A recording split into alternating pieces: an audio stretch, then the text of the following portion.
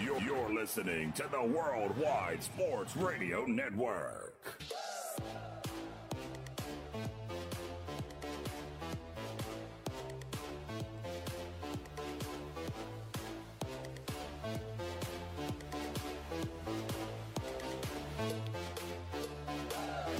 And welcome back into the Worldwide Sports Radio Network. It has been a while. It's been a few weeks. But the Morning Boys, at least the Morning Boy, is back here on the Worldwide Sports Radio Network. We do appreciate you tuning in. It is a weird time out there. It's been a weird time both at the network here, as you can imagine, if you are a fan of the show with both myself and Mark. It's been a few weeks since Beyond the Air. We obviously had some few issues. We had a little bit of a hiatus trying to get a new place. And now that we have a new place, then we have to figure some other stuff out. So now we are back, up and running right here on the Worldwide Sports Radio Network, and we do appreciate you tuning in. Give you all the details because we do have a lot going on, obviously not just in the sports world, but just overall in the world as well, as obviously everyone is dealing with the coronavirus outbreak and trying to contain it, at least here in the United States, as we've seen globally what it has become. And so if you're tuning in for the first time, my name is Ryan Hickey. Welcome to the Worldwide Sports Radio Network. We do appreciate you tuning in. If you are a lifelong Worldwide Sports Radio Network fan, or at least a Morning Boys fan, I should say, obviously used to hearing my voice at least in the morning during this time slot. Unfortunately, if you're watching the stream, or at least listening right now, you only hear one voice. Unfortunately, that is because at least starting today and going forward, the show will stay the same, at least wherever we'll be here every Monday and Thursday. A little different, a little shorter now. It'll be 9 a.m. to 11 a.m. instead of 8 a.m. to 11 a.m., so 2 hours instead of 3 hours. But again, we'll be back here every Monday and Thursday for real, consistently, each and every week, starting today. So we do appreciate you tuning in. We do have a lot to get to, a lot of sports to get to, obviously. Thank God for the NFL because with everything else being shut down, we'll obviously get to that as well, but they have a lot of news going forward. So we have a few things to kind of hit on here. The NFL playoffs are going to expand. The CBA was approved yesterday. That was huge news because now that sets a few things up in motion here. The NFL playoffs will add a team in each conference. We'll have 17 games in the regular season going forward in a few years. We have free agency starting today. Despite all the other leagues and major events shutting down, the NFL free agency will continue. So we have a lot of quarterback shuffle. We have a lot of big-time free agents now that can finally legally start talking with teams. And a lot of the speculation, a lot of the rumor season is finally over. So we will kind of get to that and kind of get to at least one of my thoughts, at least with the free agent class for the quarterbacks. We've heard a lot about it, right? Since the Super Bowl ended and we kind of look towards free agency, we've heard a lot about this quarterback class, a lot of rumors, a lot of hype. And really, outside of one quarterback, it's more quantity over quality. So we'll kind of get into that as well and why the the NBA has a real chance to look forward into the future right now in the present. So we'll get into that. But obviously, there's a lot of housekeeping to get to. We can't just pretend to ignore really the two 800-pound gorillas in the room. Obviously, coronavirus, we'll get to that in just a second here. But again, if you are a Morning Boys fan, we do appreciate you tuning in. We do appreciate your support since the show got kicked off in October. Obviously, you're used to myself and Mark hosting the show every Monday, Thursday. Going forward, unfortunately, that would not be the case. It would just be myself, Ryan Hickey, solo here every Monday and Thursday going forward. As Mark, it was amicable. It was me and Mark. Me and Mark are still pretty good friends. It was nothing between me and him. Unfortunately, it was more with the network and Mark. Mark chose to go in a different direction, and he's getting some great publicity. He's doing some great work and still continuing to pump out content. So if you're a fan of his, I encourage you to go to his social media pages and check out what Mark is doing because he's working hard. He's grinding despite the fact that everyone keeps talking about or at least asking what is there to talk about in the sports world. Mark is still publishing content. So again, unfortunately, he will no longer be with us here, at least on the show. But again, he's still doing his own thing. And if you're a fan of Mark, I'm sure you already at least are aware of all the content he's publishing. So I encourage you to check that out because he's doing a great job. And obviously, again, the second 800-pound gorilla in the room is unfortunately the coronavirus, which really kind of halted everything, not just in the sports world, but really overall in the entire world. And I'm not going to harp on it too much because I feel like at this point, at least me personally, I'm really kind of sick of talking about it, and it's only been less than a week, and it's only going to get worse because really with everything shutting down, the main focus and the really only talking point is going to be this virus. It is very serious, so we really do encourage you to stay safe. Please practice what they're preaching in terms of social spacing, washing your hands, just being extra safe because, as you know, I'm not going to preach here. You guys have listened to it and heard it from many different people, many different times throughout the day, and many different networks, radio, TV, wherever. You really can't escape it. But it is a serious issue, and hopefully, at least if we can take this seriously, I know myself from personal experience, I'll be completely honest, it took really until the sports league shutting down for me to take the coronavirus seriously. I know it should not have taken that long. I apologize. It was just my mindset the way it was not what it should have been. But at least now you do take it seriously. You do see the risks. And whether it's not yourself, it is someone else. So you don't want to be the reason why someone else gets sick and at least crowds up the hospital and continues this epidemic, or excuse me, I should say pandemic going forward. So we do wish you safe travels, safe working if you have to still go into work. And just, again, even on the weekends, you see a lot of restrictions coming down from states and cities about restricting bar and restaurant access. So just be safe, be smart. Netflix, this is an unpaid testimonial because trust me, if Netflix had the money to sponsor us, this would be the Netflix radio network, not the Worldwide Sports Radio Network. But they've put out a lot of great shows, a lot of great movies. I'm crushing billions currently on Showtime. So there's a lot to do. There's a lot to watch. There's a lot of content out there to occupy your time, which seems to be the next few weeks, maybe the few months. So just be smart, please be safe, and hopefully the smarter we are, the quicker this can go away, or at least get contained, and then the quicker we can go back to our life, back to enjoying sports, back to just living normal lives, going about on the weekend without second thoughts. So we do hope that this is contained, and again, we do hope that all of you listening are safe out there, and again, at least practicing and being extra cautious. So with that being said, there's really no easy segue to get to this, but we will try at least, because obviously every major sports league except the NFL. You have the MLB, NHL, NBA. All three of those leagues have suspended their play. NHL and NBA, obviously, middle of the season, they just stopped playing games. MLB pushed already their start date back, stopped spring training. So things are not going to be the same. The Masters in golf canceled their events. Tennis is canceling their events. Concerts are being canceled. Every single really aspect of entertainment that we enjoy, that we escape from the real world at, is being canceled and being postponed. Except for one league, and that is the NFL. The machine continues. The NFL, the monster that the NFL is, ratings-wise, sports-wise, attention-wise, keeps going on. And now that starts with really huge, huge news yesterday. And I want to kind of start off the show with this and get your thoughts. Is that with the NFLPA approving the new CBA, that means now going forward, starting in this year in 2020, we will have expanded playoffs. So one team from each conference will get in, one extra team, I should say. So 7 teams in each conference, 14 teams total make the playoffs instead of 12. And that means now, not next year or not this year, not probably next year, maybe in 2 years, we'll see this come down the pike. A 17-game regular season. That was a big sticking point for a lot of players. The vote was very divided. It came down very close, just within a couple of votes of being denied, but it was approved. Obviously, that 17th game is a big, big talking point for the players and a big point of disagreement and contention, I should say. But it was approved. 17 games now will be happening in a few years. And my thought, at least looking at this, is that more doesn't equal better in the NFL, right? We always talk about more. NFL, we want more games. We want more playoff teams. We want more of the NFL. That's why in the offseason, it's as big as it is. That's why the NFL Combine is as big as it is, because we are addicted to football here in America. We love the game of football. We love especially the NFL. So whether it's watching guys in shorts running 40 yards as fast as they can, whether it's quarterbacks throwing to receivers with no one covering them in shorts, again, in the middle of February in Indianapolis, we are addicted to it. We are hooked to it. And now, again, free agency is talked about, training camp. Look at the people that go out to training camp to watch training camp. The NFL is a beast. It is a monster. It is a ratings monster. And all we want is more, more, more, more, more. So it only makes sense that the NFL wants to give us more, more, more, more, more. But I think there's a line, and I think the NFL is crossing it. Because more doesn't always equal better, and here's what I mean. 17 games. We talked about this a few weeks ago, actually, when we did our one-time show before we were on a hiatus again, is that, and this is being rumored, but now it's official, 17 games is going to hurt the product on the field. It's going to hurt the product on the field, and here's why.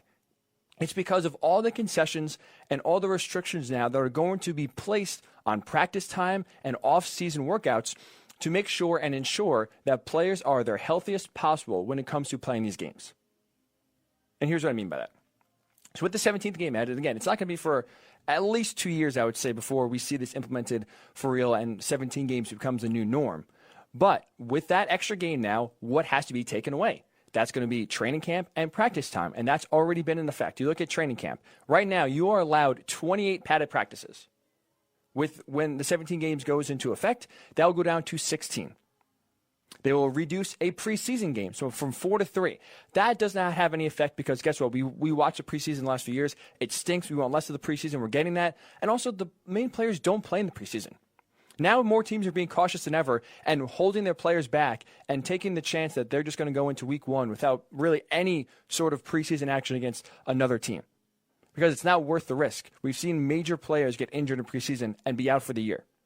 So teams are exercising extra caution going forward. So preseason, while it is lessened, that aspect has nothing to do with what's going to happen on the field. But this will. 4 joint practices allowed total in training camp, which is, if you watch Hard Knocks, if you are on social media and you see a lot of fights during NFL training camps, basically a joint practice is a scrimmage against another team. It's not a preseason game, but it's just basically a scrimmage where teams can work on some things where you can do offensive linemen versus defensive linemen. You can do wide receivers versus DBs, just small areas where you can have competition and you're not hitting your own team. So it's something new, something exciting, and gets the guys juiced up. Usually it's pretty physical. So that's a way, if you're not going to play in the preseason games, that's basically, a preseason game, lack thereof, but a little more controlled, and again, not in front of, stadiums full of fans.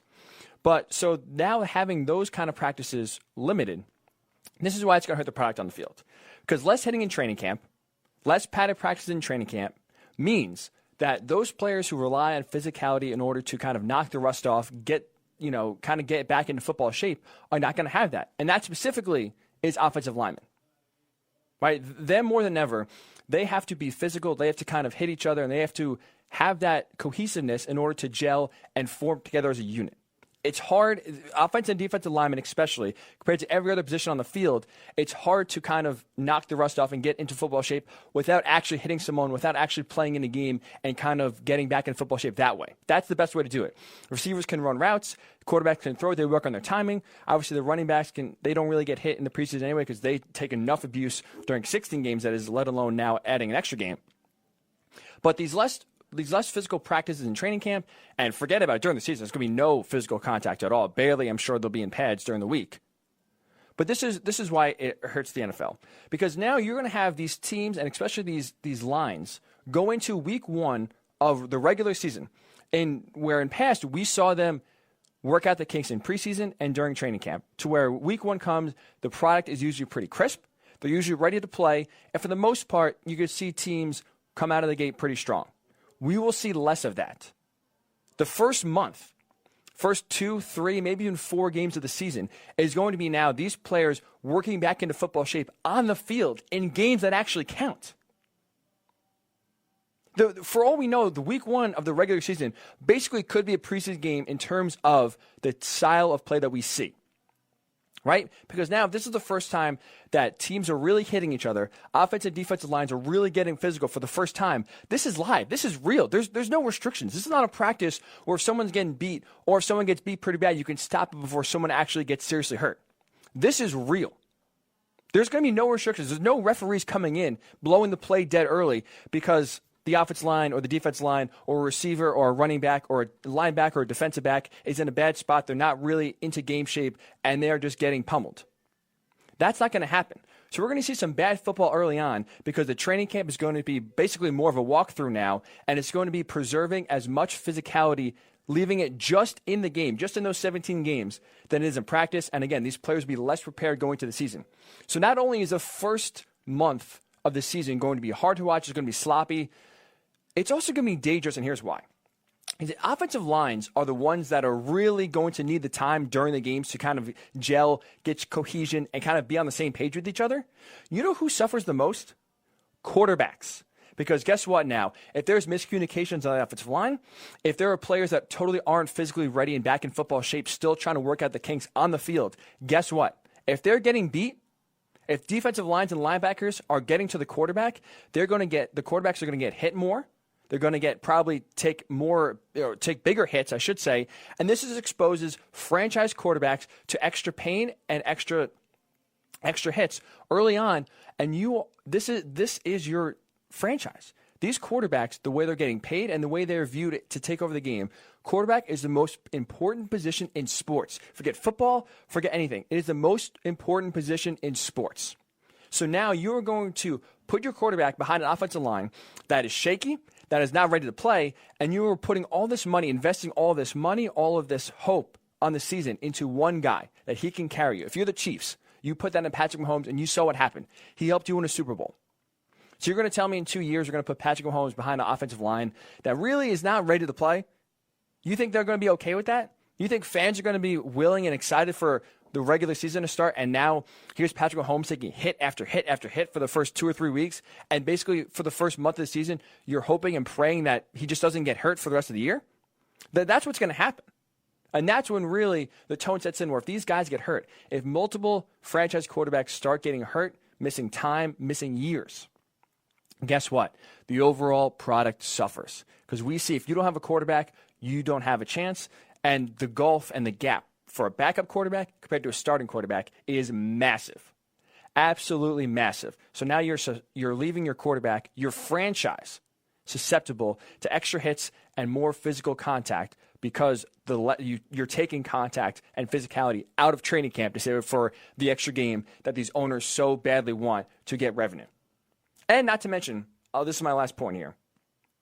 Well, we talked about its sloppiness in the beginning, right? Because they're still trying to work out the kinks, still trying to get back into football shape. What about at the end of the season? Aren't we going to see more sloppy football now, also towards the tail end in December as well, when teams are trying to get the playoff race? And here's why. They added an extra game. Guess what? There's still one bye. So you add an extra game, you don't give any extra rest, these players any extra opportunity to recoup and rehab their bodies. So now you're running them out for an extra game, a 17th game. We already see the rash of injuries that just happened during the course of a season, a regular 16-game season. There is a ton of injuries, and essentially the healthiest team at the end of the year is the one that wins the Super Bowl more than not. That is really what it comes down to. How healthy is your team?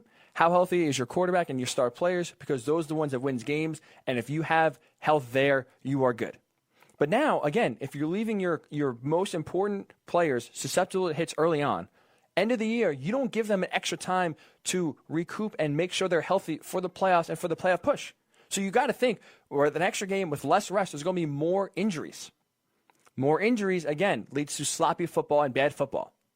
So for me, that's why I don't see why adding a 17th game, and 17 is going to move to 18.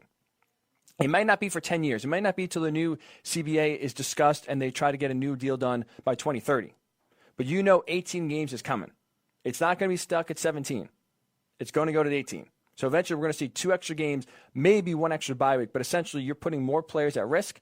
And again, that's only going to take even less and less physicality in training camp, which means that these players are not going to be ready for the start of the year. And it's going to put some important players in some compromising situations. I'm not ready to do that. I'm good with 16. I thought the way the season was fine. I don't like the 17th game. I'd love to get your thoughts. The NFL is going to add a 17th game. In about 2 years, we think it's not official when exactly the extra game will go into effect, whether it's 2021, 2022, but we know it's coming, and it's coming quickly. Do you like 17 games? Do you like the addition of an extra regular season game? I'm sure it's weird to say that we don't want more football, but I just think adding more football will lead to bad football, and we don't like watching bad football. So we don't watch the XFL, and why college football doesn't get the monster ratings that the NFL does.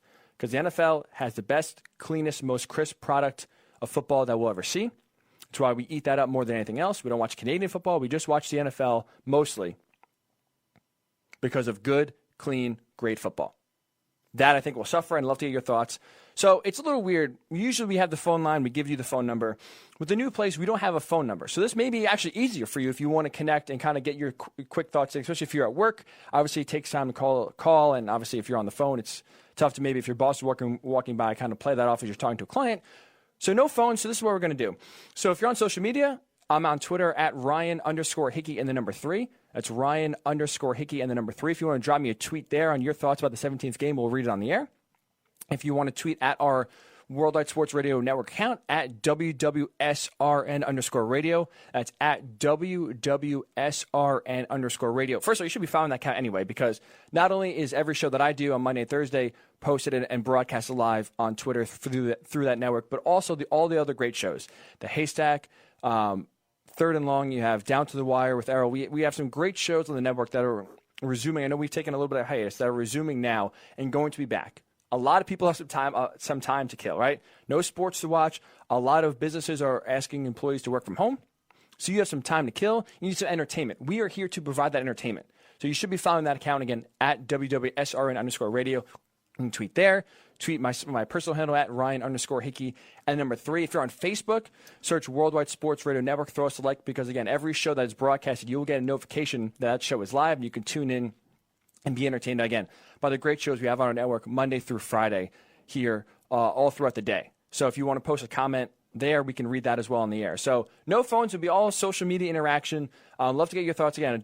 Are you a fan of the 17th game in the NFL? We'll get to that. And when we come back, NFL, again, we talked about their one new change to the regular season adding a game. They're also expanding the playoffs starting this year, 2020. One extra team from each conference is going to make the playoffs. Are you a fan? We'll give you some pros and cons of that coming up when the Morning Boys with Ryan Hickey roll on the Worldwide Sports Radio Network. You're listening to the Worldwide Sports Radio Network.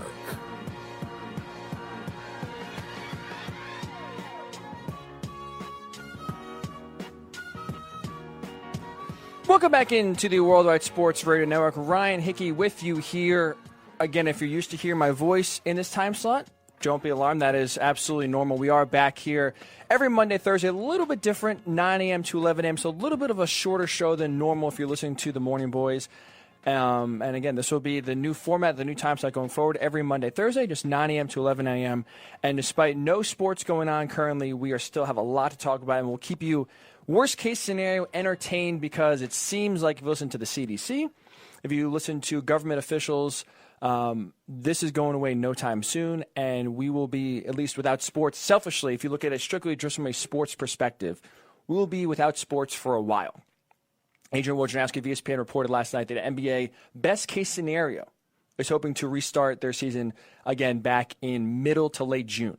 So do the math. We're looking at maybe about 3 months at least, again, of no more sports, and that's just strictly with the NBA. You got to figure most sports leagues will probably mirror that same sort of schedule.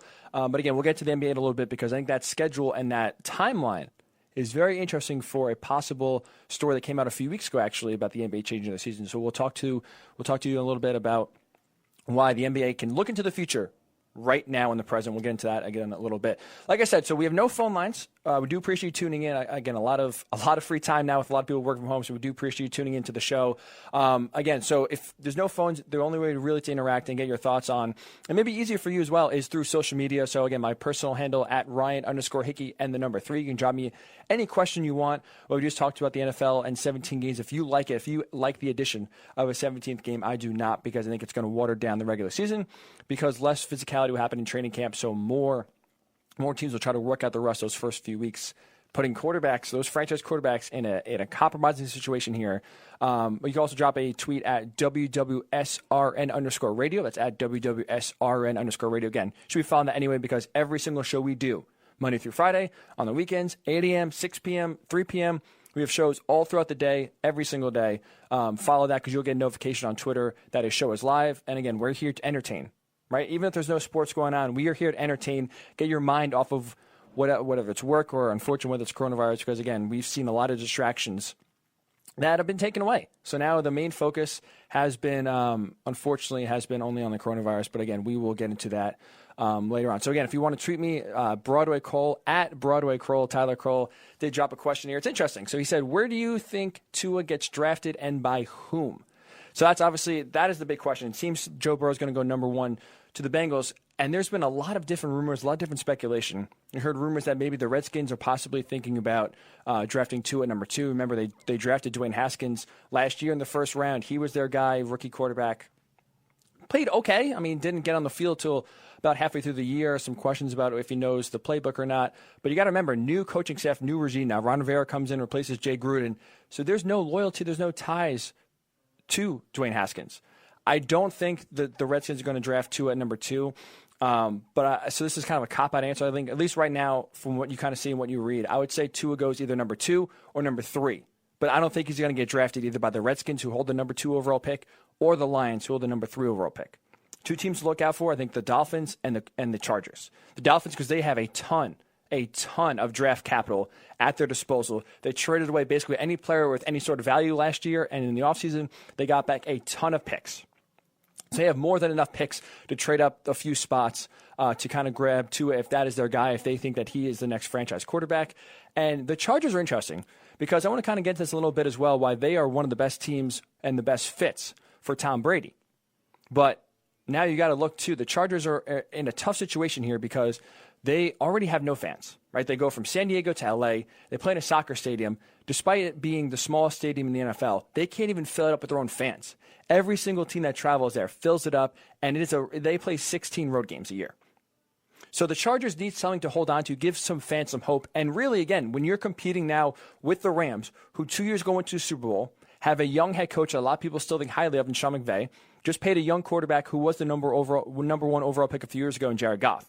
There's at least some momentum for the Rams where if you're LA, if you're a neutral fan right now, you're going to drift towards the Rams. Both sharing a new stadium. The Rams have more upside. They're more exciting. They're the younger team. There's more gravity and there's more pull for the Rams. So the Chargers have to do something splashy and sexy to kind of bring in some own fans. And not to mention, too, sell tickets. Don't forget, they can't sell tickets in a 30,000-seat soccer stadium. They're going to go to this massive stadium shared by the Rams and expect to sell 60,000 tickets per season. Good luck.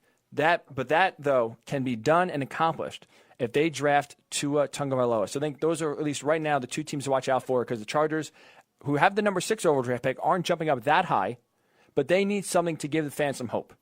Philip Rivers has moved on, I think, and I'll get to it in a little bit here, why Tom Brady is the perfect fit for the Chargers. But if that's the case, or if they want to go elsewhere, Tua is the man that they absolutely should jump on, trade up for, do whatever they can to get, because the fans need some hope and something to kind of gravitate towards. Tua is that guy. And again, like I said, on Facebook, Worldwide Sports Radio Network, if you just type that on Facebook, like the page, you'll get a notification every single time the show goes live. Not just my show, but all the other great shows we have on the network. And John Deal writes in, so we're talking about the 17th game, right? So you do the math. One team's going to have 8 home games a year. One team's going to have 9 home games a year. So he asks, who gets the extra home game, or does everyone play a neutral site game? So NFL has not discussed that or come up with their explanation yet. There's a few thoughts there. One, maybe at least to start for the first 2 or 3 years, or alternate, where let's say the NFC one year gets 9 games at home, and the next year the AFC gets 9 games at home. It's not ideal. It's not great. Obviously, it gives the advantage to whatever conference has the extra home game that year. But this is what I would like to see. I don't think it's going to happen. Personally, what I think the NFL is going to do is I think they're going to go international.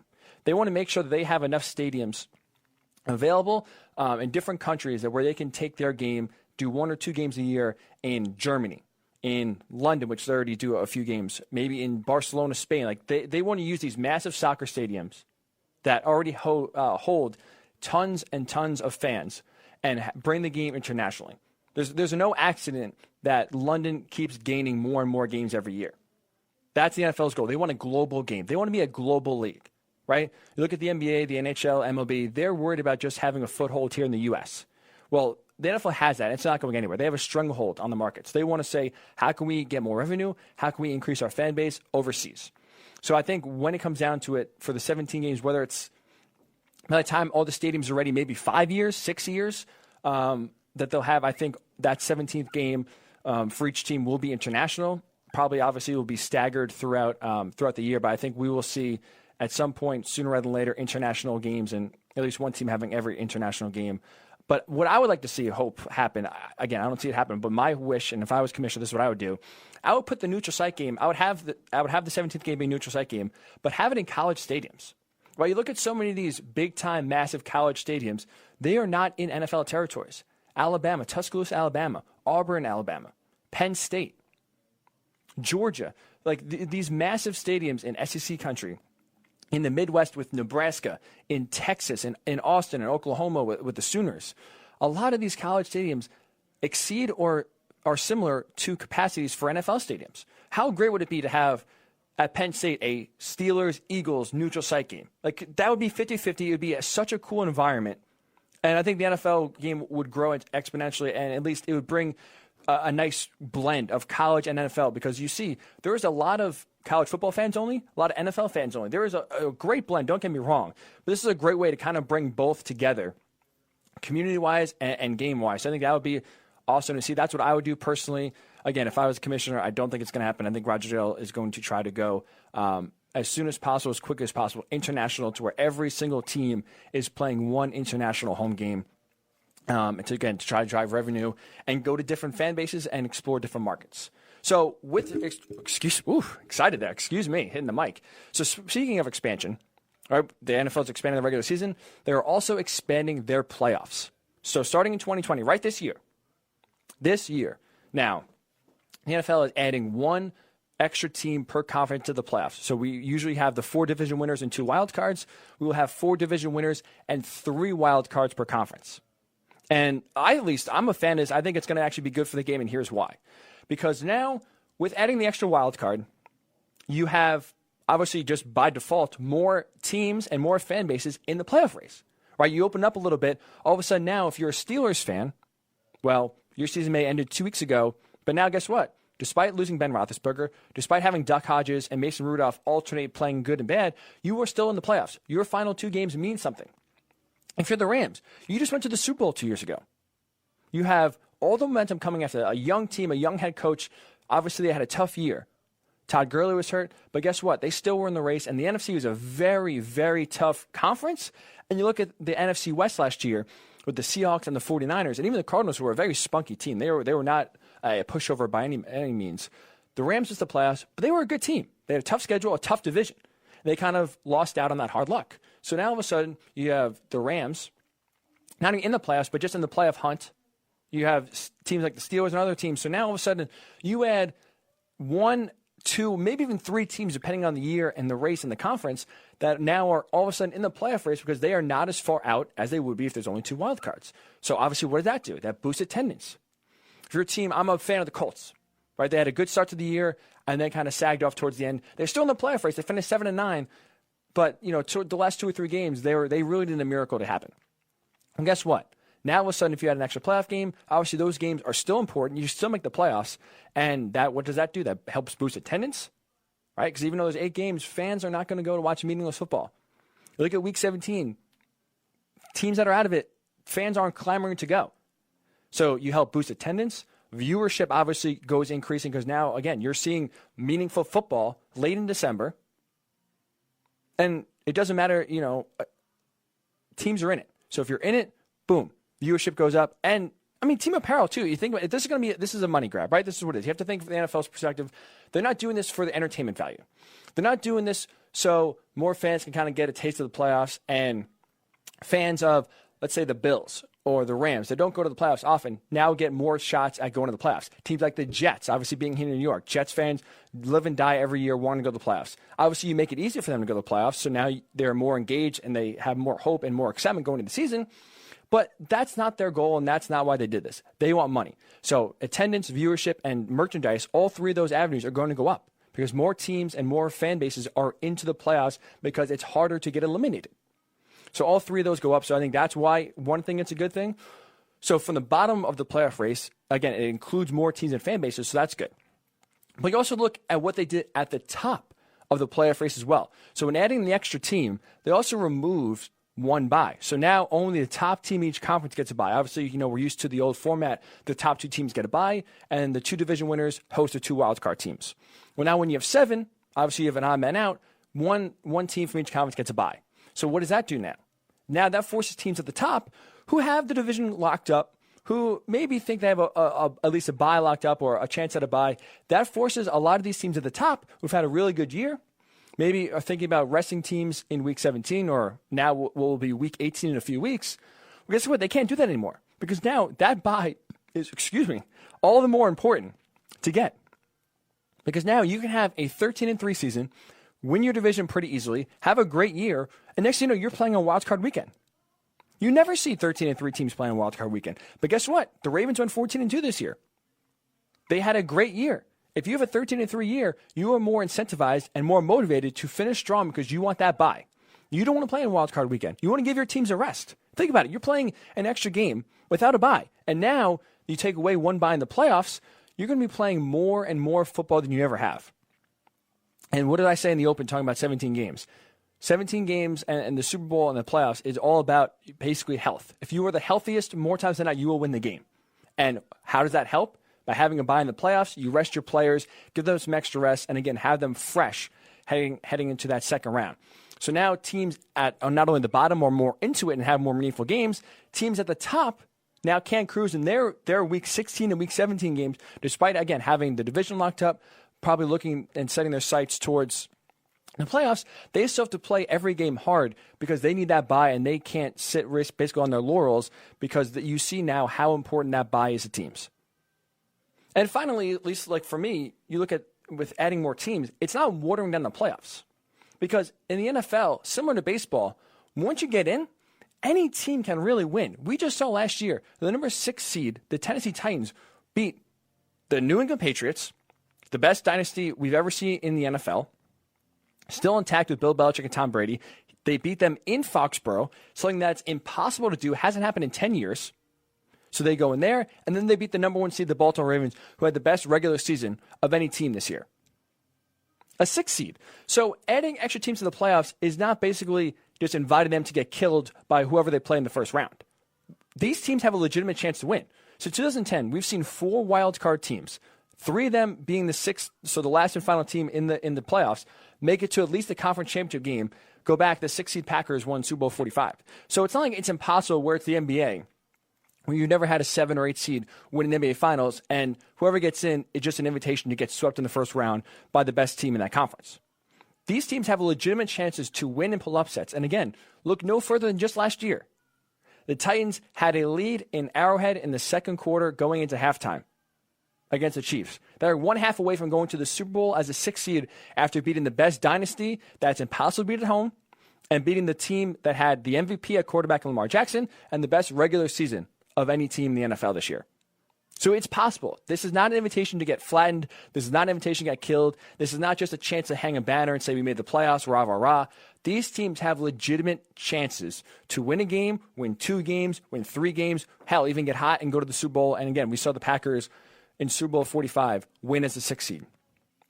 So you put that all together, it adds up extra interest and organic interest, which is important. It adds organic interest to those teams at the bottom who are racing to get in. It adds organic interest for the fans who are, let's say they're the best or the second best team in each conference because now they have to get that bye, all important. And it adds extra buzz, and it gives now Wildcard Weekend a little bit extra flair than it normally has. So I'm all in favor of it. I think it's a great idea, and I think it will be great at the end. So what are your thoughts? I'd love to get your thoughts. Are you a fan of expanding the playoffs? Does it water it down? Because people can think it does. Right? You saw baseball. Baseball threw out a possibility of adding 4 wild card teams per playoff and basically adopt the same sort of playoff model as the NFL. They would also have 7 teams. The top team would get a bye. So, again, you also increase the playoffs and you increase the importance of the bottom and the top in MLB. Their reaction wasn't great. A lot of people pushed back on the MLB playoff proposal that was thrown out there a few months ago. I think the NFL is good. I like both, actually, but I think the NFL will work great, and I think more than ever, this is a legitimate chance to have more interesting, great football to watch and give these teams chances that, if you're in a tough year, a tough division, your season's not over, even if you're a good team. So love your thoughts. Again, if you want to tweet at me at Ryan_Hickey and the number 3. If you want to tweet at our Worldwide Sports Radio account at WWSRN_radio, or if you're on Facebook, drop us a comment or a like at Worldwide Sports Radio Network. Just type that in. There's the live stream right there. Drop a comment below. We'll read it on the air and get your thoughts. So when we come back, we'll obviously get to your comments and your thoughts as well. Again, either on the 17 games, whether you like it or not, or on the NFL playoff expansion. We'll get to that as well. But I'm also curious now because the NFL is continuing their season, or continuing, I should say, their offseason schedule as planned. Meaning today, NFL free agency, teams are allowed to start talking with teams. Legal tampering starts in about 2 hours. Noon Eastern time is when players who are free agents are legally allowed to talk to other teams to start working out contracts and start discussing interest. So what does that mean? All offseason, we talked about this hyped quarterback class. This is insane. Tom Brady's going to be a free agent. Look at all these other franchise quarterbacks who are going to hit the market for the first time. You rarely see quarterbacks hit the open market in the NFL. Rarely see it. And now this year more than ever, you have a ton of names. I'll tell you why maybe we shouldn't get as excited and hyped as we thought.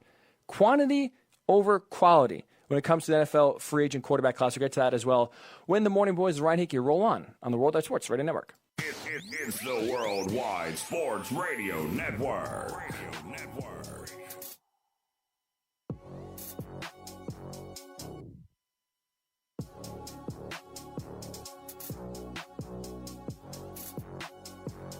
We are back here on the Worldwide Sports Radio Network. Ryan Hickey with you here until 11 a.m. on the East Coast. Thanks so much for tuning in. It is the voyage back on again. The Worldwide Sports Radio Network, the Morning Boys, are back live and we'll be here every Monday and Thursday, 9 a.m. to 11 a.m. So again, myself being solo, we're going to go 2 hours.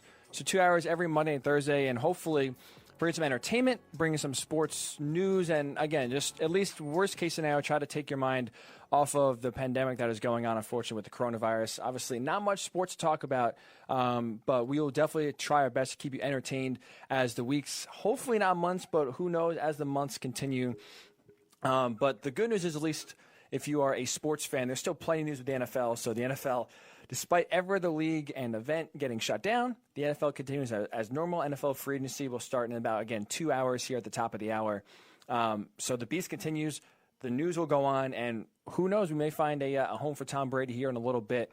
So again, we started the show with the NFL CBA, whether you like 17 games or not. That will come in a few years.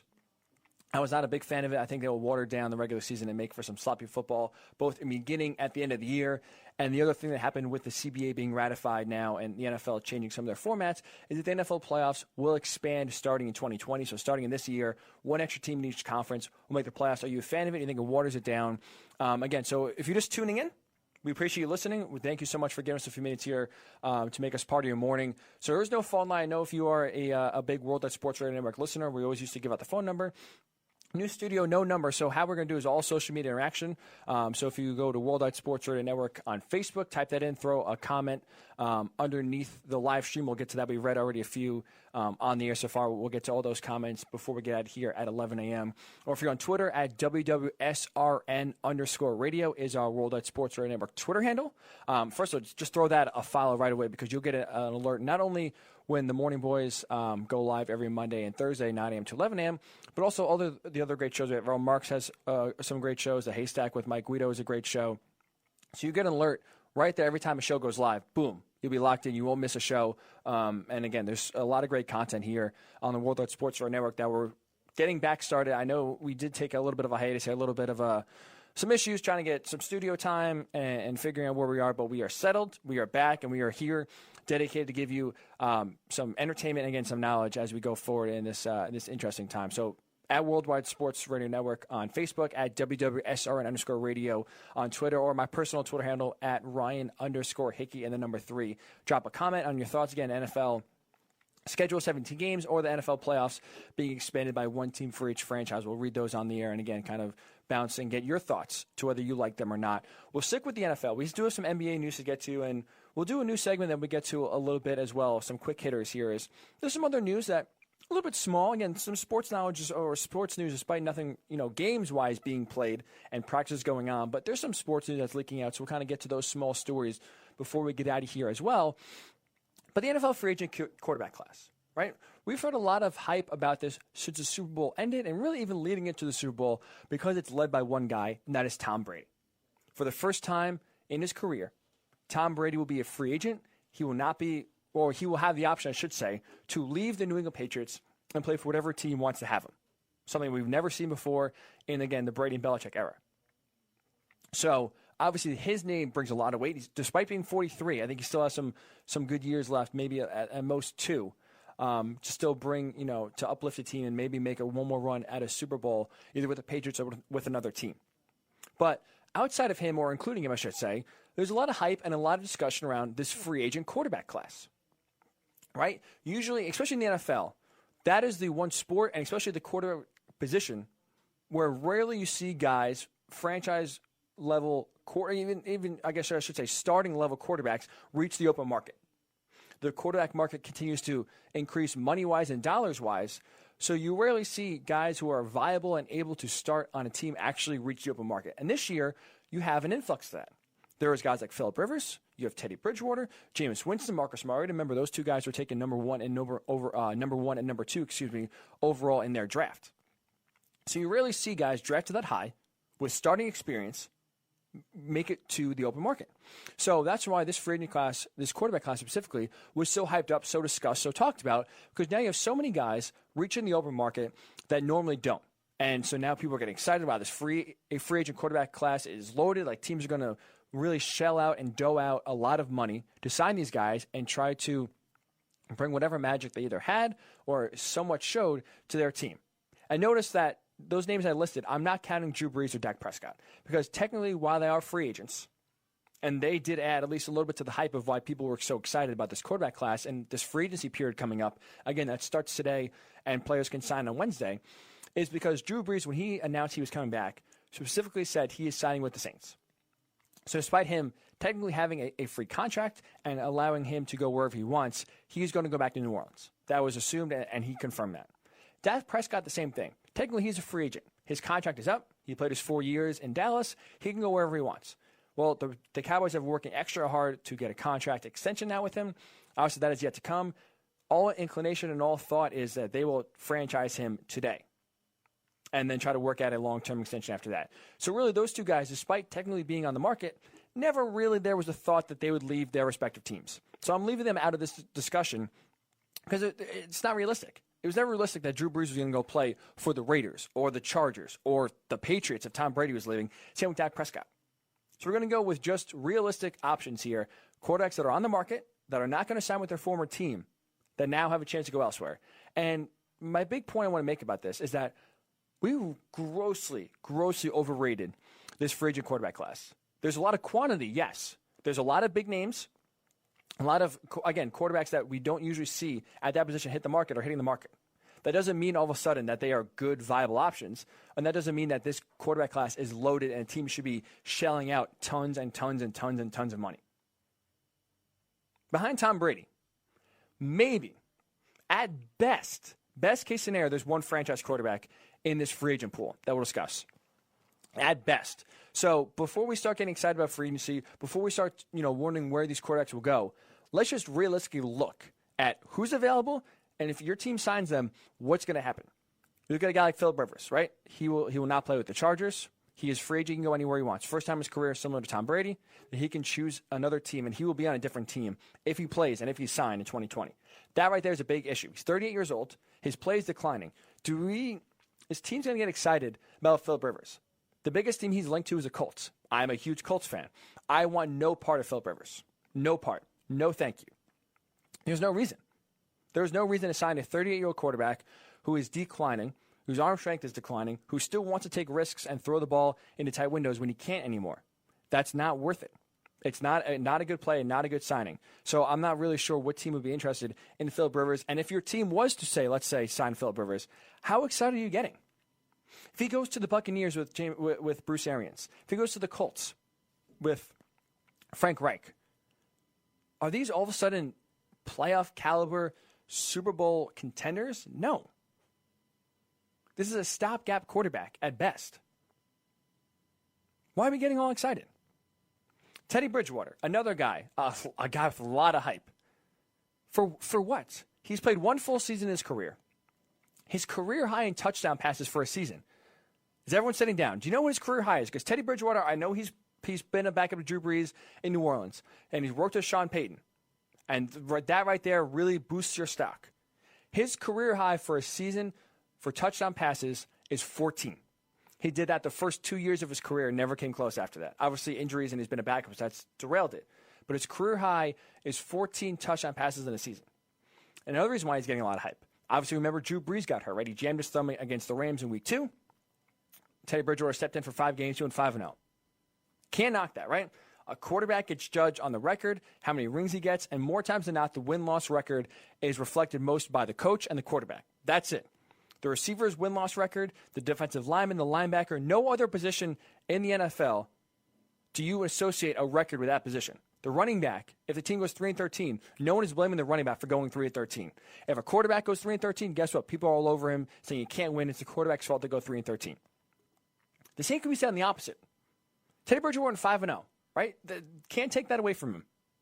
Was he really, in those 5 games, a difference maker, a game breaker, a dynamic quarterback, even show you something you can work with? They won some impressive games. Don't get me wrong. They beat the Bears on the road. They beat the Cowboys at home. They went on the road in his first start at Seattle and won. But you look at his stats, you look at the way he played. The defense was big. Special teams stepped up in big ways. He really didn't do much to be the difference, be a game breaker, or show you that he can be a franchise quarterback. People are getting all hyped up about Teddy Bridgewater. For what? For what? This is part of the hype, and this is why the quarterback class is overrated. Another guy, two guys really, that again went number 1 and number 2 in their respective draft: Jameis Winston and Marcus Mariota. Both now free agents. Jameis Winston, the former number 1 overall pick, played his 5 years in Tampa Bay. And I have 3 words for Jameis Winston: no, thank you. No, thank you. Because you look at a guy who, throughout his career, has shown he can't make good decisions. He loves throwing the ball recklessly, and sure, he will throw a lot of yards. He threw for 5,000 yards this year and 33 touchdowns. He aired the ball out, averaged over 300 yards per game. Bruce Arians comes in, and they just keep on throwing it. But guess what? Despite those 5,000 yards, despite those 33 touchdowns, Jameis Winston threw 30 interceptions. He was in the 30 for 30 club. This is not baseball. Do you know how hard it is to go in the 30 for 30 club? He's the first player to ever do it. And he got into that club, if you remember, in the most Jameis Winston way possible. Week 17, the Bucs are playing in overtime.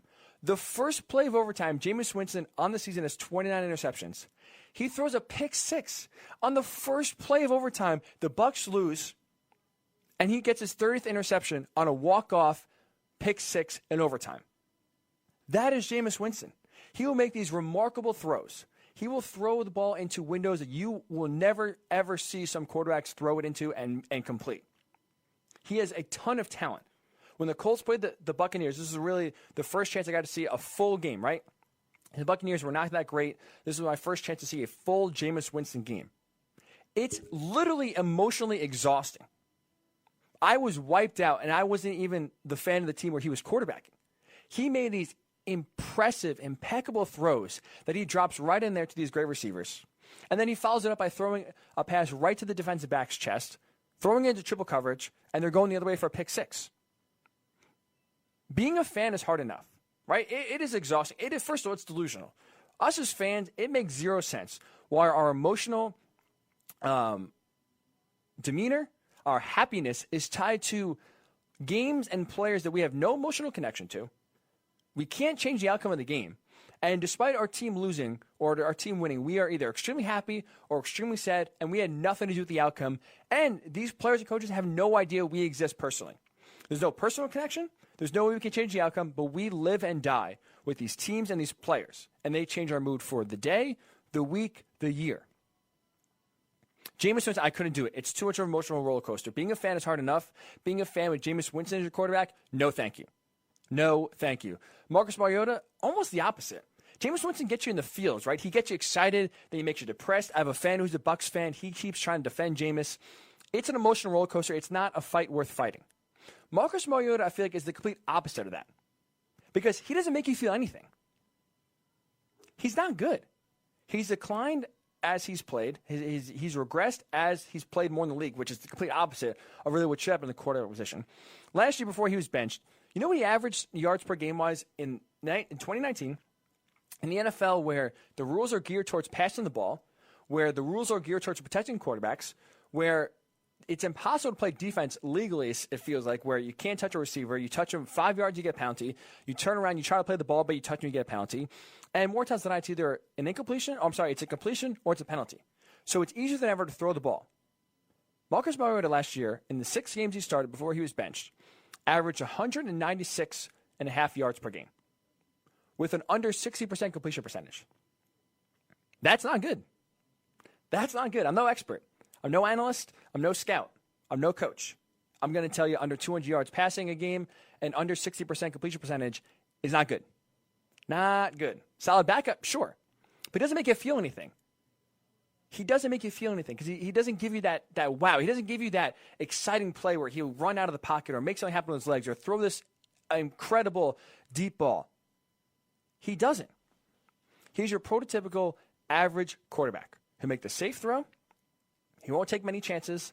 He'll take a lot of sacks. Doesn't read the field that great. He gives you nothing. You don't feel anything. And not to mention, he can't stay healthy. He's played exactly 0 full seasons in the NFL as quarterback. 0. So these are like, so for all the hype and the excitement we heard about this quarterback class, oh man, the free agent quarterback class is going to be great. Forget the draft. Look at these free agent quarterbacks that are coming out this year. There's going to be a lot of money thrown at these guys. This is going to be so much fun to watch. Outside of Tom Brady, maybe Teddy Bridgewater can be a franchise quarterback. Maybe. Other than that, Phillip Rivers, Jameis Winston, Marcus Mariota. Do you want me? I can continue if you want, by the way. Those are not just the guys that are out there. You have Case Keenum. Woo. And he did go to an NFC title game 2 years ago. Let's not forget that. So he gives you something, I guess. Chase Daniel. I mean, Chase Daniel might have the best job in the NFL. He's been a lifelong backup, a lifelong clipboard holder, and he gets paid millions to do it. That's a guy who's thinking with his head right there. That's a businessman right there. Chase Daniel, A.J. McCarron, Blake Bortles. These are who are on the market. And think about this, too, because I think what happened yesterday and some rumors also going on show you that this not only free agent quarterback class is grossly overrated, how desperate teams are to find a franchise quarterback. Ryan Tannehill yesterday signed with the Titans for a 4-year, $118 million deal, right? He helped the Titans take them to the AFC title game, won 2 big games. Is Ryan Tannehill a franchise guy? And this is why I asked that, because you look in the AFC especially, you have Deshaun Watson, you have Patrick Mahomes, you have Lamar Jackson, the reigning MVP. You have up-and-comers like Josh Allen and Sam Darnold. They're starting to, at least you think, show signs in year 3. So you have a lot of young quarterbacks in the AFC that are either blossoming or have a chance to blossom. Do you trust Ryan Tannehill for the next 4 years to go head-to-head with Patrick Mahomes, go head-to-head with Lamar Jackson, Deshaun Watson? Who knows if the Bills and Josh Allen can figure out his decision-making? I understand the Titans went into Baltimore and beat the Ravens and beat Lamar Jackson. I understand they went to New England and beat Tom Brady and the Patriots. Ryan Tannehill, was he the difference maker? What throw did he make where you like, wow, that was a big key throw. He helped them win this game. He threw for under 100 yards in both of those wins. Think about that. We just talked about Marcus Mariota. How does it make you feel anything? He throws under 200 yards a game in a league that's geared towards throwing the football. Ryan Tannehill in 2 playoff games, both times threw for under 100 yards. And they won the game. Come on. He's not a franchise guy. $118 million. Good luck for the Titans. I would have went something else. I would have done Tom Brady and reassessed, but that's just me. And to show you why other teams are desperate, how about this rumor? This is wild, and this is why it really makes you wonder how some of these GMs, scouts, executives in the NFL get their jobs.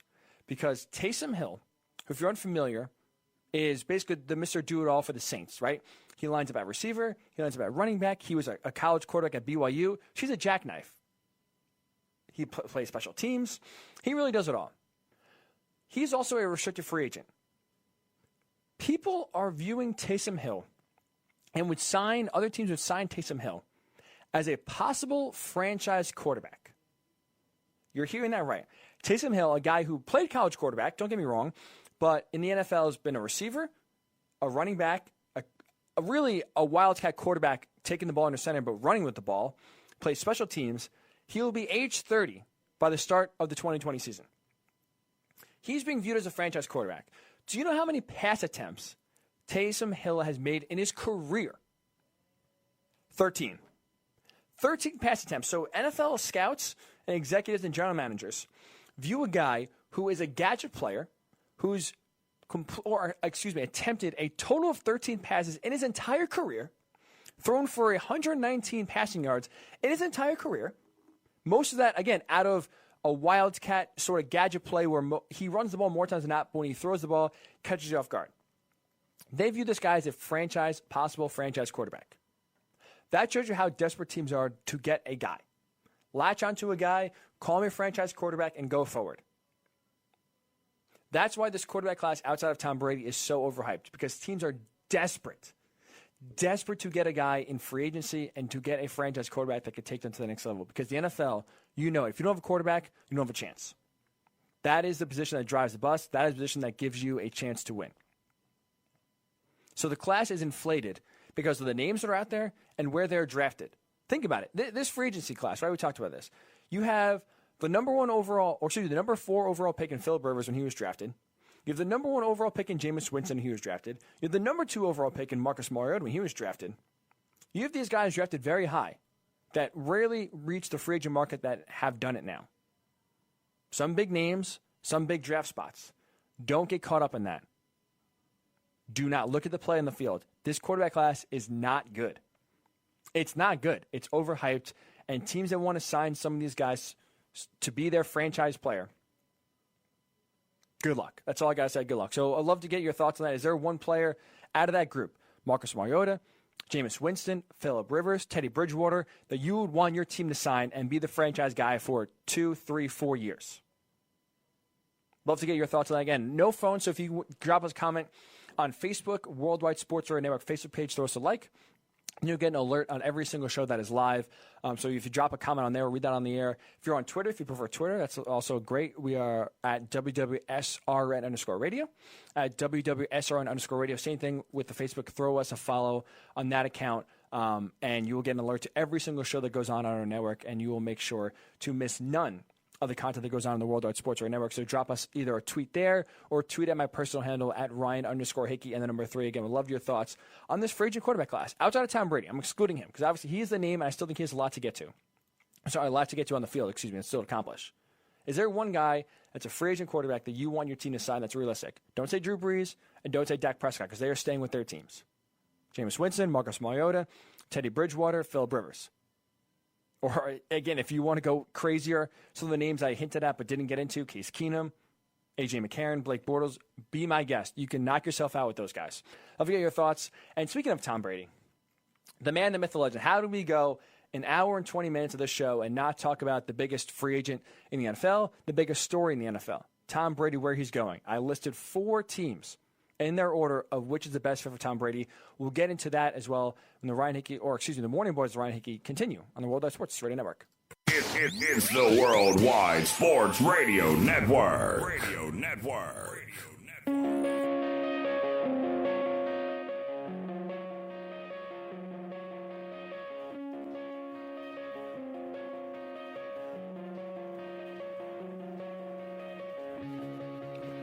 We are back on the Worldwide Sports Radio Network. Ryan Hickey here, riding solo with you every Monday and Thursday right here on the Worldwide Sports Radio Network. We apologize for the few-week hiatus that we took. We are back regularly here every Monday and Thursday, 9 a.m. to 11 a.m. So if you are a fan of the Morning Boys show that we produce, obviously it's mostly 8 a.m. to 11 a.m. But myself riding solo now for the future, it is 9 a.m. to 11 a.m. So we do appreciate you giving us a few minutes here. If you love to interact, we do appreciate you all listening, and we'd love to get your thoughts because this is an interactive show, right? This is not just me sitting here talking for 2 hours, pontificating about my thoughts. I love your feedback because this is what sports is. It's a conversation, right? It's a conversation about friends, about what's going on, and really, rarely do people agree, which is always a good thing because you want new ideas, new discussions, and that's how great thinking and great ideas come about. So love your thoughts. On Facebook, if you drop a comment, Worldwide Sports Radio Network on Facebook, you can drop a comment right below where the show is broadcasting from, or on Twitter at WWSRN_radio. That's our Twitter handle, or my personal Twitter handle at Ryan_Hickey, number 3. The comments, again, the questions, whatever you want to do, will be right on the air. I'm getting some feedback, and I apologize. I did not bring this up in the show earlier, and I should have, but I've gotten a few questions about it, so I just want to address this. If you're watching on the stream, first of all, we thank you. Facebook, Twitter, YouTube. If you go to worldwidesportsradio.com, you can watch or listen to the show. But specifically, if you're if you're watching today, whatever platform you're watching, you may notice some pictures in the background, some interesting pictures. You have Muhammad Ali. You have some famous, the wall is very much bigger than what you can just see on the screen here, but included in the pictures are Osama bin Laden and Adolf Hitler. And I got a few questions of why is that in the background? So the wall behind me is pictures of everyone who has changed the world. Not for good, not for bad, just people who have changed the world by what they've done. Again, obviously, the latter two people I just spoke of changed it in a very negative and very bad way. But that is the reason why that at least they are on the wall and they are featured. So we may have to move the camera just a little bit to the right, maybe to get those two gentlemen out of the picture. We can focus maybe on a lot of the better people that have changed the world for a positive. Again, you see Muhammad Ali front and center, but that is the reason why you see Osama bin Laden, Adolf Hitler among other pictures, along with Muhammad Ali, all together on the walls for all people who have changed the world. So that hopefully answers your question, and you understand now why that those guys are staring at you from behind me. So we've got a lot to get to, and thankfully for the NFL, at least with them continuing their schedule, business as usual, and there's a lot to talk about. So we obviously talked about the 17 games in the regular season. We talked about the extra playoff expansion, and we really buried the lead here on the show. That's a bad job by me. I apologize. Because the biggest story of the NFL free agency is, where will Tom Brady go? This question has been asked even during this season, when it came out before the year that he had an option to void his contract and become a free agent at the end of the year. Once that happened, all the speculation, even while the games were being played, was, where is Tom Brady going to go? Could he finally leave New England? Well, guess what? That time has finally come. In just about an hour and a half, teams and free agents, I should say, are legally allowed to talk with free agents. And by Wednesday at noon, so just about 50 hours from now, free agents can officially sign contracts with teams. Now, the NFL, again, is going about their business normally with the coronavirus. And so far, at least, they've discussed pushing back free agency. We've heard nothing yet. So right now, free agency is continuing as scheduled. So by Wednesday at noon, or Wednesday by 4 p.m., I should say, the league year starts, and that means that players will be able to sign with teams, meaning Tom Brady will be able to sign with a team other than New England. Now, there's some interesting developments that happened yesterday, and we'll get to why. At least I have 4 teams that I think Tom Brady could fit in order, realistically, of which is the best fit for him. We'll get to those. But you look now, at least last night, Chris Sims came out of Pro Football Talk with NBC. He reported that the 49ers, while there was interest mostly from Tom Brady's camp, that was his first dream, his first team that he would pick, number one on the list, would be the 49ers. They are out. They're going to stick with Jimmy Garoppolo. The 49ers do not want to sign Tom Brady. And now Chris Simsley is reporting that there's only 2 teams that it's coming down to with the Tom Brady sweepstakes. The New England Patriots, obviously, and the Tampa Bay Buccaneers, which is interesting. So we'll get into that in a little bit. And Adam Schefter then this morning reported that Tom Brady and the New England Patriots are nowhere close to a deal. And again, the Patriots, because they were Tom Brady's last team, have the rights to negotiate with him and sign him to a contract before the league year starts, which again is in 2 days. And they allowed exclusively to talk to him, which now, again, in about 2 hours, or I should say hour and a half, teams are legally allowed to start talking to Tom Brady and make their pitch for why he should come to their city and play for their team. So if there's no deal close, I have to start to wonder, maybe we've seen the last of Tom Brady in New England. So with that said, Tom can do whatever he wants. But there are teams, I think, that fit his skill set and fit where he goes. So I've ranked 4 teams in order what will be the best for Tom Brady. Number 1, the Los Angeles Chargers. I think, to me, it makes the most sense. You have a running back in Austin Eckler who is perfect for Tom Brady. He is that kind of small, shifty running back that catches a lot of passes out of the backfield. Tom Brady relies on those guys. And not to mention, they have a great tight end, Hunter Henry, their franchise tag, so he'll be on the team next year as well. Tom Brady, and you watch the Patriots throughout his entire 2-decade career, has relied on 2 position groups, running backs out of the backfield and tight ends. You see, when he's his best, really, save for 2007 when he had Randy Moss, and those 2 just went off. He relied on on the tight end and Rob Gronkowski, and running backs coming out of the backfield. You know, you have a million of them.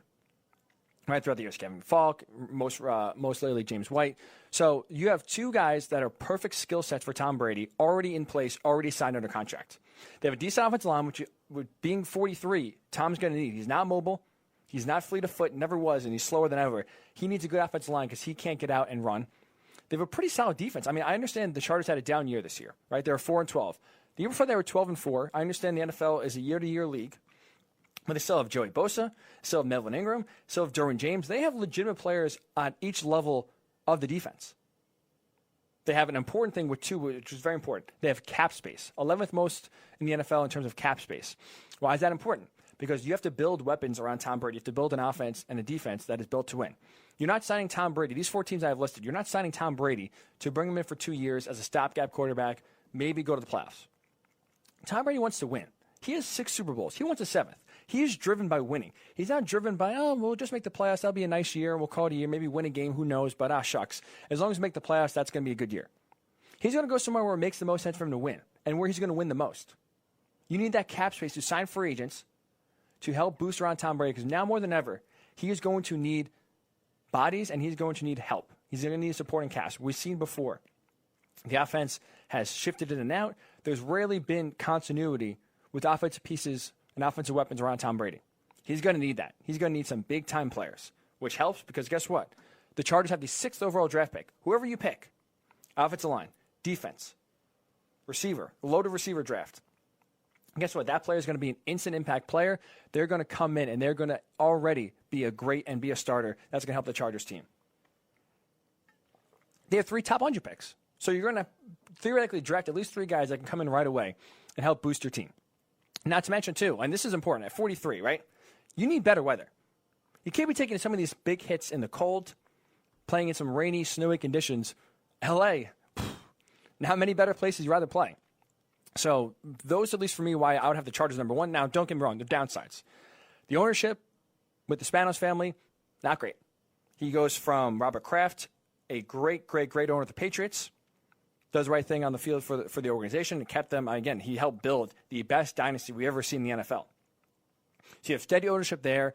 Now you leave that for the Spanos family and let's just say not great ownership. We'll put it nicely. I'm sure the people of San Diego have even some nicer words to say about the Spanos family. But this is interesting as well. I saw this report last night. With the coronavirus, we didn't think it impacts the NFL because there's no games being played. Free agency is still ongoing. But this is where it's going to have maybe a significant impact next year, maybe could affect Tom Brady's decision on whether to go to the Chargers or not. Their new stadium that they're building in L.A., shared by the Chargers and the Rams, may not be built in time for the start of the 2020 season. These workers can't work right now. They're in quarantine. They're not allowed to go to work. So this stadium is in a standstill. The projections for getting the stadium ready for 2020 was that these workers are going to work through the spring and the summer to make sure that opening day 2020, that second week of September, one of these 2 teams will open the season at home. There's a report last night that's saying that they don't think there's a possibility the stadium might not be ready in time for the 2020 season, meaning the Rams will go back to the Coliseum, and now the Chargers will go back to that soccer stadium. Could you imagine Tom Brady playing in the soccer stadium, 30,000 fans, all of them rooting for the other team? It would help. He would help bring fans himself. But I'm not sure if Tom Brady's ready to end his career playing in a soccer stadium where he's playing 16 road games a year. Not to mention being in the same division as Patrick Mahomes. Despite that, I still think the Chargers are the best fit offensively. They have a very solid defense, some weapons that Tom Brady likes on offense. I think that would be the number 1 and the best fit for Tom Brady. Number 2, the Raiders. They have an offensive-minded head coach, John Gruden. Say what you want, he's wacky. He does care about the offense. He does care about the quarterbacks. He has, he does have a love, if you want to say it, for Tom Brady. It seems like he's flirted openly about it in the past, always raved about Tom Brady when he was doing broadcasts and stuff like that back in the day when he was doing Monday Night Football. So you have that. You have, speaking of which, what I talked about with the Chargers' weapons, tight end Darren Waller. I mean, talk about just an athletic freak. Guy is tall as hell. He runs fast as hell. He's athletic as hell. He is the perfect option for Tom Brady. Tyrell Williams is a big receiver, which is what you want. Think about this. No one talked about this. The offensive line for the Raiders last year allowed the least amount of quarterback hits. The least amount. So I'd say that's pretty good. You got to keep Tom Brady upright. You can't get him hit. We see that is a blueprint for beating a Patriots-led team by Tom Brady. You hit him, get him off his spot. That's how you disrupt the offense. Well, the Raiders last year did a good job of keeping Derek Carr upright, keeping him off the ground, and that will be huge for Tom Brady. And you got to think, Derek Carr, the offense was pretty solid. He had a career year in Oakland under John Gruden last year. And if you buy the rumors that maybe John Gruden is not in love with Derek Carr, wants to go elsewhere, not only now are you improving the offense with a quarterback that the head coach likes, you still have Derek Carr, who is a valuable asset. We just talked about the free agency market, how bare it is. And despite having some big names, there's not a lot of talent out there. Derek Carr is better than any other quarterback on the market outside of Tom Brady. He's better than Teddy Bridgewater. He's better than Mariota, Jameis Winston, Phillip Rivers. All of a sudden, you have a valuable asset you can trade, get some serious compensation for back to help build around your team with Tom Brady. And that means you have 2 first-round picks, which, again, is huge. And same thing with the Chargers. They're opening up a new stadium. So now if that stadium, which that's going to be a downside because, again, that Las Vegas is going to be the same boat as L.A. If those stadiums aren't finished, guess what? The Raiders possibly could be back in Oakland in that dump of a stadium. It's better than what the Chargers would have in that soccer stadium because those Raider fans in the black hole, I'm sure, would embrace the team for another year, especially if Tom Brady's at quarterback. But when you're opening up a new stadium in a new city, Tom Brady now will have so much leverage. If he goes to Las Vegas, he will be the face of the Raiders for 2 years. The Raiders basically can cater whatever they need. If they want to bring the TB12 facilities over to Las Vegas, I doubt Mike Mayock or John Gruden push back on that. And Brady can basically have all the leverage he wants and get all the concessions that were never made in New England under Tom Brady. Under Bill Belichick. Right? Tom Brady, for years and years and years, sacrificed for the team, sacrificed for the team, sacrificed for the team. You can still be successful and be selfish. Tom Brady now has a chance to, for the first time in his career, be selfish. If he's smart about it, where he doesn't just sign for the place that gives him the most money, and he's smart about being selfish where he wants these players signed, he wants his TB12 method here, he wants to do things kind of his way. Teams like the Raiders and the Chargers, desperate for a fan base, desperate to establish some sort of foothold in their new stadium and sell tickets, I think we'll do that. That's why at least I have the Raiders number 2, the Chargers number 1. Downside, I mean, you play the Chiefs twice a year. Same thing as the Chargers. That's really the biggest downside. And the NFC West is tough. Going against the Chiefs, playing in Arrowhead late in the year is not easy. So that, to me, at least, is the biggest downside if Tom Brady was to go to Las Vegas. Number 3, the Patriots, right? I mean, obviously, you know the pros. There's a lot of familiarity, a lot of continuity. Their defense was elite last year. The division, is easier. It's getting harder, don't get me wrong, but it's easier than the AFC West, which is the first 2 teams I've listed here. Right? I mean, the Dolphins they're a tough group. They're a spunky group. I put them in the same light as the Cardinals, where they're no rollover, they're no pushover. You're not going to go in there and automatically win. Brian Flores has been a great coach, and he's done a great job with that team. The Jets, you think they have, if they are blessed more with a little injury luck next year, should be better. And then the Bills went to the playoffs last year. So, while the division is getting tougher, don't get me wrong, it's still easier than what it was or what it could be, I guess, in the AFC West when you're going against that machine of Patrick Mahomes and Andy Reid. And not to mention, Patriots have 12 picks. I mean, no one dressed better than the Patriots. They have an abundant amount of picks, so they can trade up to get someone, or they can just draft really well. Here's the downside, though. This is, to me, at least, the biggest reason why I don't think Tom Brady, it makes sense for him to go back. They don't have a lot of cap space. They're 18th in the amount of cap space they have. And why is that important? Because last year, I didn't think the reasons for the Patriots' struggles on offense were Tom Brady's fault. The receivers, they rotated in and out. A lot of them were young. A lot of them were hurt, were signed in the middle of the year. You trade for Mohamed Sanu in the middle of the year. The Patriots' offense is based on timing and reads, right? They look at the defense. Tom Brady sees they're playing one sort of defense. The receiver has to see they're playing that same sort of defense, and he cuts one way or another. They have to be on the same page. That was not the case last year. There's a lot of miscommunication where Tom Brady thinks the receiver's running one route, the receiver runs another route. It's a completion, it's an interception, and the offensive line struggled. So there was a lot of negativity towards or on the Patriots offensively last year that we really haven't seen before. And I think that's a product more of the offensive line declining. And again, having so many receivers in not being on the same page as Tom Brady, I don't put it as his skills are diminishing. I know he's 43. I still think he has some juice left in the tank. I think he's going to be all right. And this is another thing. This is my final point I want to bring up about the Patriots. No one's really considered this, but, and I don't know why. This is a huge point. This might be the ultimate sticking point as to why if Tom Brady goes elsewhere, this might be it. For 2 decades, Bill Belichick has made it known and has not been shy about his philosophy of keeping a roster. He would rather keep a player, he'd rather trade a player or cut a player a year too soon than hold on to them a year too late.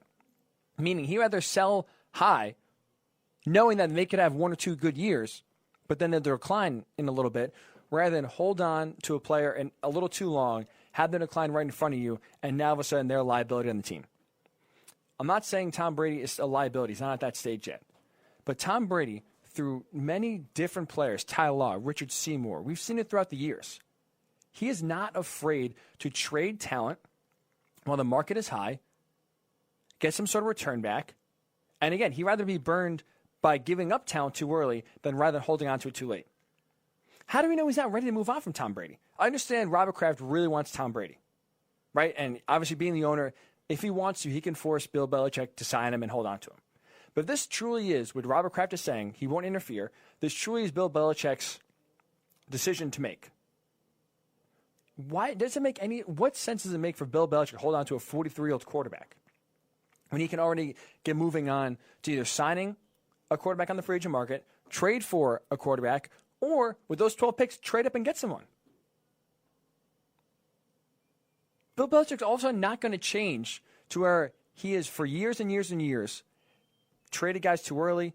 He's not going to all of a sudden change and say, you know what, we're going to keep Tom. I'd rather have him decline here and hurt the team, maybe drag the team down in 2 years, rather than give up, you know what, we'll cut bait now, we'll get restarted on an accelerated rebuild. We have a great defense, and we'll get going from here to try to get another dynasty going. Apparently, when they had talks a few weeks ago, it was not great between Belichick and Brady. I wonder if that's because Belichick really is ready to move on from Tom Brady and doesn't want him back. And the fourth team I have is the Buccaneers. This is interesting because, again, Chris Sims said it's down to 2 teams from sources that he's talked to between the Buccaneers and the Patriots. You had another ESPN, Jeff Darlington, who I almost forgot his name, reported 2 weeks ago that the Buccaneers were one of the 4 teams that were really pursuing Tom Brady. Apparently, Bruce Arians is all in on Tom Brady. It's interesting because you have some stud wide receivers in Chris Godwin and Mike Evans, 2 big-time receivers that would be all an upgrade, again, of basically any receiver that Tom Brady's had in his career outside of Randy Moss. You have an athletic tight end in O.J. Howard. So right there you have 2 guys or 2 position groups that are very important to Tom Brady that are already in place. Offensive-minded quarterback, you have Bruce Arians, offensive-minded head coach. Bruce Arians loves to throw. That's perfect for Tom Brady. And the division, I mean, listen, it's up for grabs. I mean, I know the Saints had a great year last year. Drew Brees is not, I would say, aging on the same track as Tom Brady. I think Drew Brees' decline has been more visible and more obvious than it has for Tom Brady's. So you never know. Maybe this is a year where you can come in, make a few moves, draft right, and all of a sudden you could be right in the NFC South race. Falcons are declining. Panthers are in a complete rebuild. They might, I mean, we knew the Dolphins last year were trying to rebuild. The Panthers might be even worse than the Dolphins, and they might not even try to win a game. New owner, new head coach in Matt Rule. The Panthers are hitting the reset button. I'll be shocked if they play Cam Newton a lot, and I'll be shocked if they try to win games. That division is open. Now, I mean, you look at the downsides. Can Tom Brady really go to Tampa Bay and have them a Super Bowl contender in 2 years? At most. I'm going to say no, right? Their offensive line needs work. Their secondary is one of the worst in all the NFL last year. So there's a lot to make up for, despite having 2 great weapons at the wide receiver position, and then again with a great tight end, and make it worth Tom Brady going there. So that's why I at least have the Bucs 4th and last of the final 4 options. Tom Brady. So Chargers, Raiders, Patriots, and Buccaneers are the 4 teams I think that make the most sense for Tom Brady in that order. And again, we will see. Who knows? By the time we do the show again on Thursday, we could have where Tom Brady signed, and we could all the suspense, all those rumors, all the questions could finally be answered. And we've seen it before. We see Peyton Manning go from the Colts to the Broncos. We saw Joe Montana play for the Chiefs at the end of his career. You saw Johnny Unitas. A lot of these legendary quarterbacks, and you think of with one team, all the success, right, that the 49ers had with Joe Montana. He played with the Chiefs his final few years. Peyton Manning is basically Mr. Colt. Won a Super Bowl and went to 2 Super Bowls with Denver. It's happening more and more often now. You see legendary quarterbacks who have been with one team for so long end their careers with a different team. So it's not outlandish, it's not outrageous, it's not impossible to think Tom Brady could do the same for his career. And to me, at least, you look at the teams that are out there that are interested, it makes the most sense for him to go elsewhere. I think he has the best chance of winning the Chargers, the Raiders, then the Patriots, and then the Buccaneers if he really wants to get crazy, really wants to try something new, and really take a chance. So let's get your thoughts. Where do you think Tom Brady goes? What is the best spot for Tom Brady? Am I missing something? Is the New England Patriots the best spot for Tom Brady to go? Does it make the most sense? Or is it the Chargers? Is it the Raiders? Or did I leave a team out? I mean, I listed 4 of the 32 teams. I know, obviously, a lot of them have franchise quarterbacks. Is there a team that you think that would fit better than the teams I did not list? We'll get to that and some quick hitters to end the show right here. It is the Morning Boys with Ryan Hickey right here on the Worldwide Sports Radio Network. You're listening to the Worldwide Sports Radio Network.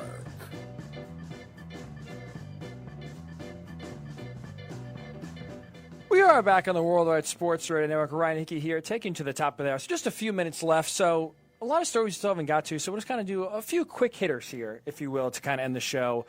Give you a few thoughts before, we get out of here. We do appreciate you tuning in and contributing comments and giving thoughts both on Facebook and Twitter. We do appreciate the interaction. Again, we'll be here every Monday and Thursday, 9 a.m. to 11 a.m., so hopefully give you your sports fix, because right now you're not going to get it from anywhere else with games and seasons and events and tournaments being postponed for could be months, unfortunately. It could be months. We hope weeks. It could be months. And it's not looking great as the coronavirus has completely taken over not just the United States, but the world itself. So there's some breaking news. So we talked about, again, the free agency. When we were talking about the free agent quarterbacks out there, we did not include Dak Prescott for a reason, because guess why? There was never really a thought he would go anywhere else besides Dallas. And it comes down, again, with the deadline for NFL teams to franchise a player. They have slapped the franchise tag on Dak Prescott. That doesn't mean that he's going to be 1 year and done. They could still work out a contract extension between now and the summertime.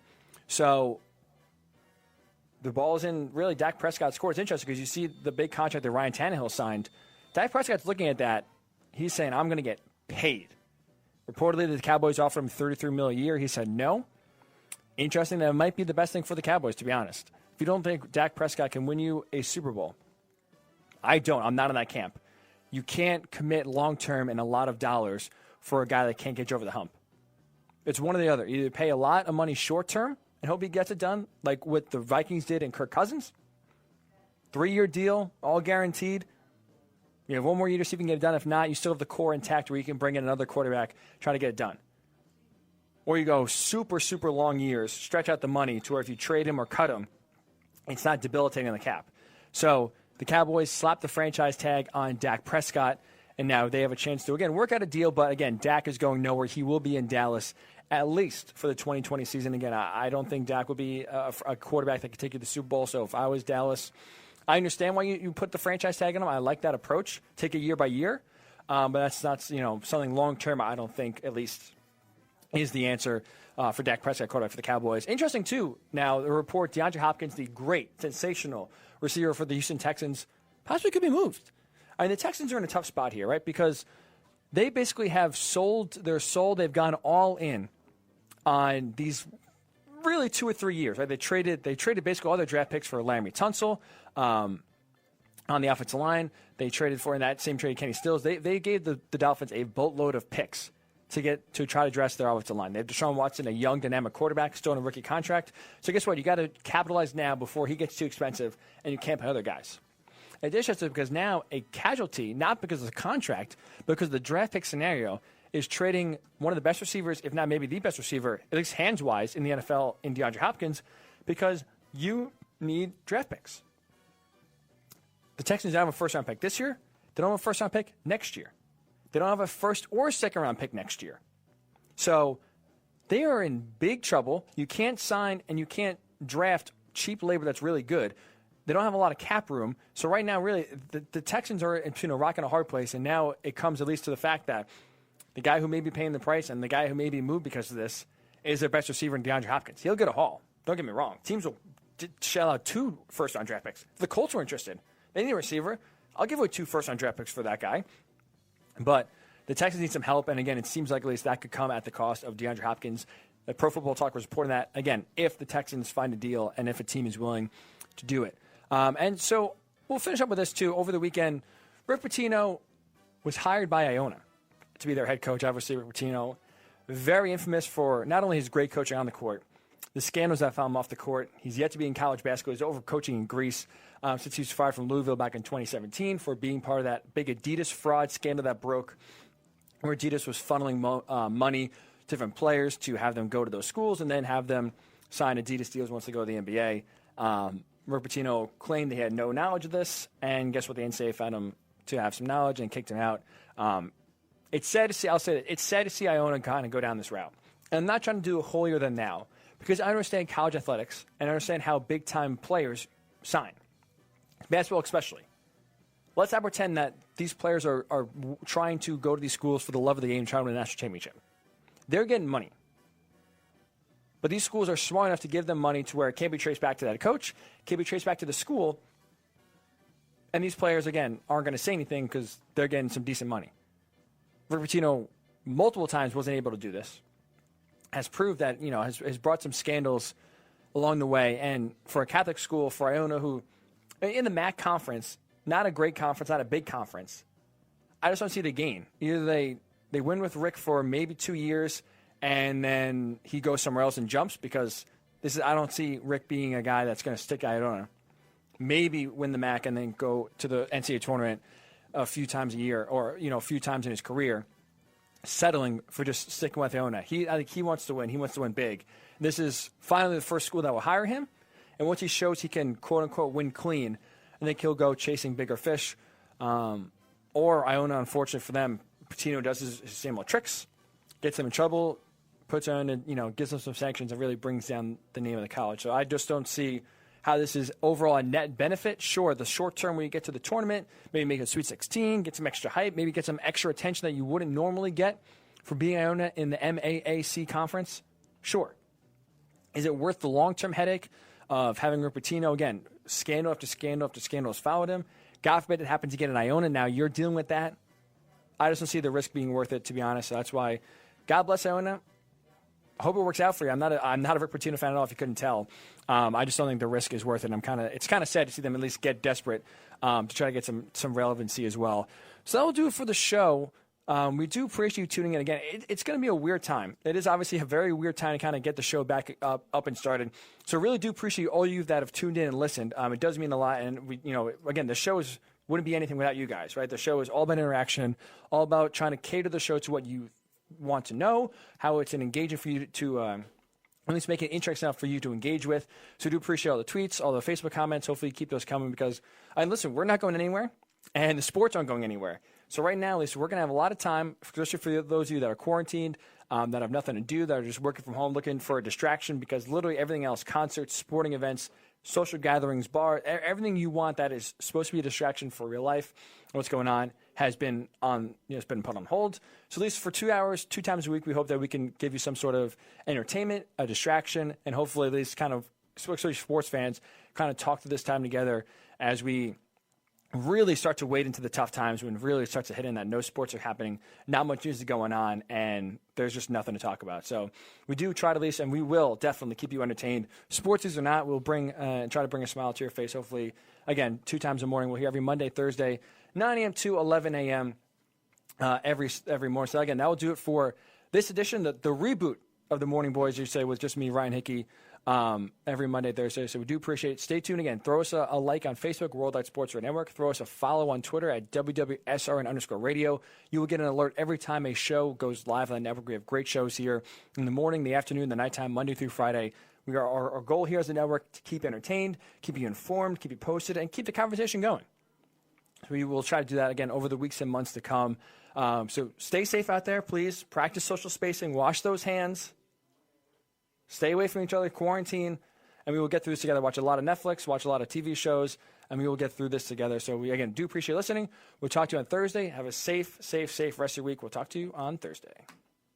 It's the Worldwide Sports Radio Network.